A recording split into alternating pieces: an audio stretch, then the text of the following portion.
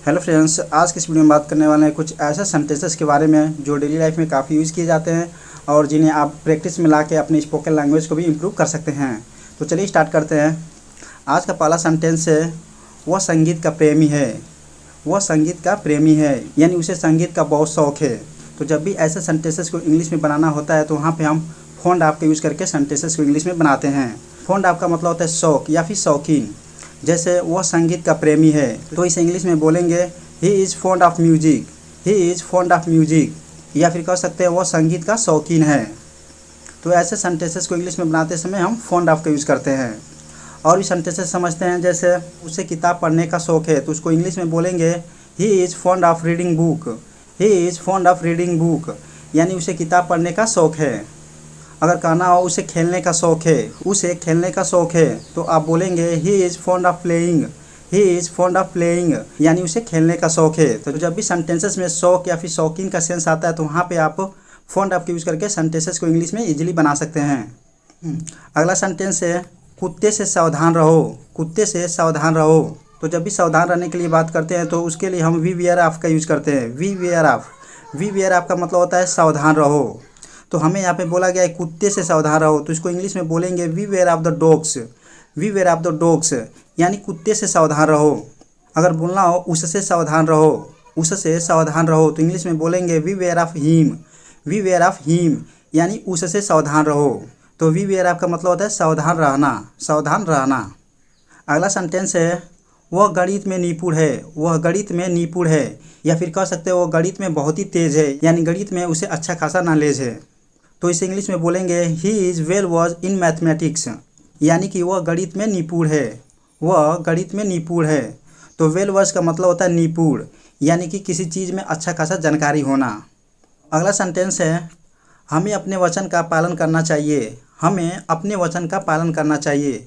तो इस इंग्लिश में बोलेंगे we must avoid by our promise. We must avoid by our promise यानी हमें अपने वचन का पालन करना चाहिए।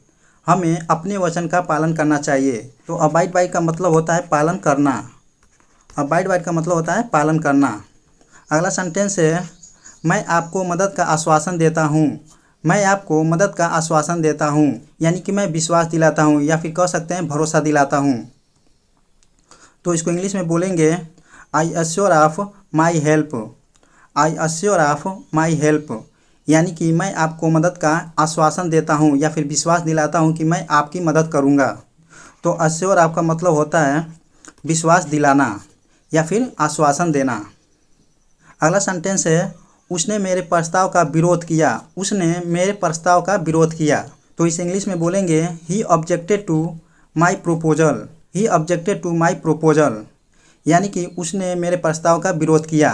तो विरोध करना को इंग्लिश में बोलते हैं ऑब्जेक्ट। ऑब्जेक्ट यानी कि विरोध करना, ठीक है। और प्रस्ताव को इंग्लिश में बोलते हैं प्रोपोजल। प्रोपोजल यानी कि प्रस्ताव। अगला सेंटेंस है, अपने माँ बाप की देखभाल करो। अपने माँ बाप की देखभाल करो। तो इसे इंग्लिश में बोलेंगे look after your parents. Look after your parents यानी कि अपने माँ बाप की देखभाल करो। लुक आफ्टर का मतलब होता है देखभाल करना। लुक आफ्टर का मतलब होता है देखभाल करना। और माँ बाप को इंग्लिश में बोलते हैं पेरेंट्स। पेरेंट्स यानी कि माँ बाप या फिर कह सकते हैं गार्जियन। अगला सेंटेंस है, धन के लिए मत जियो। धन के लिए मत जियो। तो इसे इंग्लिश में बोलेंगे don't live for riches. Don't live for riches यानी कि धन के लिए मत जियो। धन के लिए मत जियो। अगला सेंटेंस है, उसने मुझे खाने पर बुलाया है। उसने मुझे खाने पर बुलाया है। तो इसे इंग्लिश में बोलेंगे he has invited me to dinner. He has invited me to dinner यानी कि उसने मुझे खाने पर बुलाया है। यह सेंटेंस प्रेजेंट परफेक्ट का है तो इसलिए यहाँ पे हम हैज़ का यूज़ करते हैं। इनवाइट का मतलब होता है आमंत्रित करना। आमंत्रित करना। अगला सेंटेंस है, सूर्य दिखाई नहीं पड़ता। तो इसे इंग्लिश में बोलेंगे the sun is not visible. The sun is not visible. Visible का मतलब होता है दिखाई देना। दिखाई देना। अगला सेंटेंस है, बादल गरज रहा है। बादल गरज रहा है। तो इसे इंग्लिश में बोलेंगे it is thundering. It is thundering. Thundering का मतलब होता है गरजना। अगला सेंटेंस है, अंधेरा हो रहा है। अंधेरा हो रहा है। तो इसे इंग्लिश में बोलेंगे it is getting dark. It is getting dark यानी अंधेरा हो रहा है। तो इसे इंग्लिश में बोलेंगे इट इज़ गेटिंग डार्क। अगला सेंटेंस है सुबह हो रही है। सुबह हो रही है। तो इसे इंग्लिश में बोलेंगे the day is breaking. The day is breaking यानी सुबह हो रही है। अगला सेंटेंस है देर हो रही है। देर हो रही है। तो इसे इंग्लिश में बोलेंगे it is getting late. It is getting late यानी कि देर हो रही है। तो जब भी आपको बोलना हो देर हो रही है तो आप बोलेंगे it is getting late. It is getting late यानी देर हो रही है। अगला सेंटेंस है इसे होने दो। तो इसे इंग्लिश में बोलेंगे let it be done. Let it be done यानी इसे होने दो। यानी कि जब भी कोई कार्य हो रहा है अगर आप बोल रहे हैं इसे होने दो तो उस टाइम आप इंग्लिश में बोलेंगे लेट इट बी डन यानी इसे होने दो। अगला सेंटेंस है इसे जाने दो। इसे जाने दो। तो इसे इंग्लिश में बोलेंगे let it go. Let it go यानी इसे जाने दो। लेट का यूज हम वहाँ पे करते हैं जब किसी व्यक्ति से परमिशन लेना होता है, जैसे मुझे जाने दो, लेट मी गो, उसे जाने दो, लेट हिम गो। तो ऐसे सेंटेंसेस को इंग्लिश में बनाते समय हम लेट का यूज करते हैं। अगला सेंटेंस है शांत रहो। शांत रहो। तो इस इंग्लिश में बोलेंगे कीप क्वाइट। कीप क्वाइट यानी कि शांत रहो। तो कीप क्वाइट का यूज कब करते हैं? जब भी किसी व्यक्ति को शांत करने के लिए बोलते हैं तो उस टाइम हम बोलते हैं कीप क्वाइट यानी कि शांत रहो, प्लीज़ हल्ला मत करो, शांत रहो। तो उस टाइम बोलेंगे कीप क्वाइट। अगला सेंटेंस है मैंने उसे एक कुर्सी दी। मैंने उसे एक कुर्सी दी। तो इस इंग्लिश में बोलेंगे I offered him a chair. I offered him a chair यानी कि मैंने उसे एक कुर्सी दी।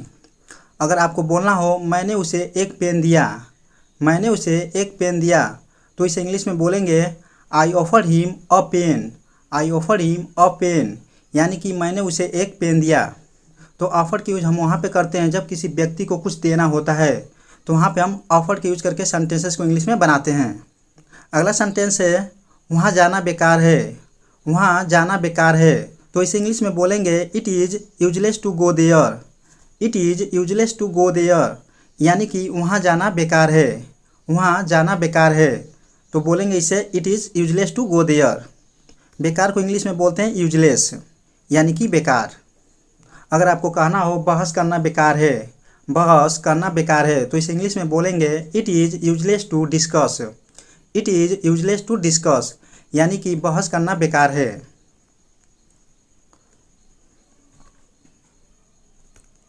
अगला सेंटेंस है बाईं ओर चलो। बाईं ओर चलो। तो इसे इंग्लिश में बोलेंगे keep to the left. Keep to the left यानी कि बाईं ओर चलो। अगर आपको कहना हो दाईं ओर चलो, दाईं ओर चलो, तो उसे इंग्लिश में बोलेंगे keep to the right. Keep to the right यानी कि दाईं ओर चलो। तो ये था आज का कुछ इंपॉर्टेंट सेंटेंसेज जिन्हें आप प्रैक्टिस में ला के अपने स्पोकन लैंग्वेज को भी इम्प्रूव कर सकते हैं। यदि आप भी बेसिक से एडवांस इंग्लिश सीखना चाहते हैं तो आप हमारे चैनल को सब्सक्राइब कर सकते हैं ताकि न्यू अपडेट पाते रहें। तो आज की वीडियो में बस इतना ही। मिलते हैं नेक्स्ट वीडियो में, तब तक के लिए नमस्कार। Thanks for watching this video.